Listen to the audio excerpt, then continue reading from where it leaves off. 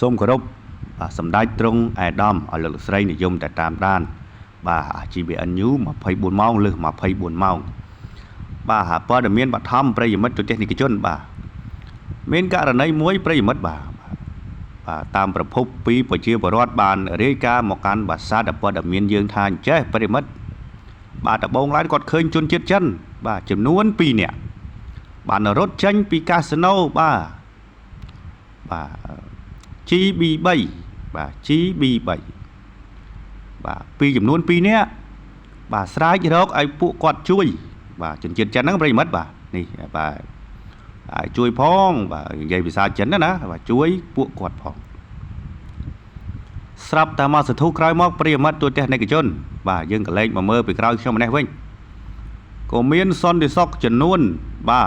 6 7នាក់មកវាយអូសយកទៅចូលក្នុងកាស៊ីណូវិញហើយតាមប្រភពព័ត៌មានដដែលនេះជាព័ត៌មានបឋមទេប្រិយមិត្តទូទេសនិកជនយើងមិនដឹងថាគាត់ខុសអីឬក៏គាត់លេងចាញ់ច្រើនគាត់រត់គេច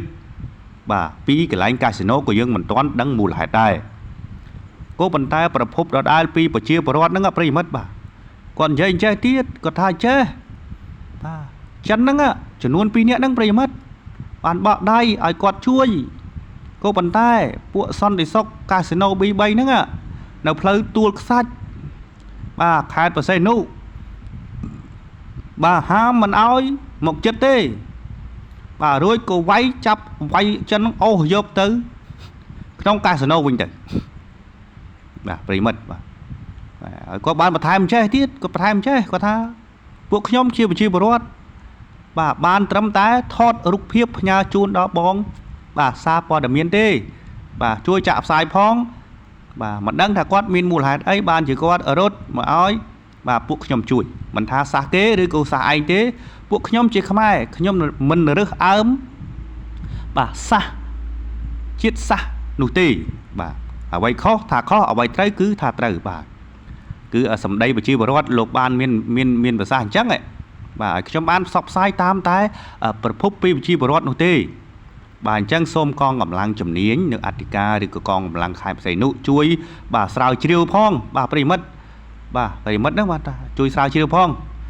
រឿងនេះតើយ៉ាងម៉េចទៅវិញចិនទាំង2នាក់នោះពីដំបូងឡើយនៅរសៀលថ្ងៃទី24ពីដំបូងឡើយចេះប្រិមិត្តចិនរត់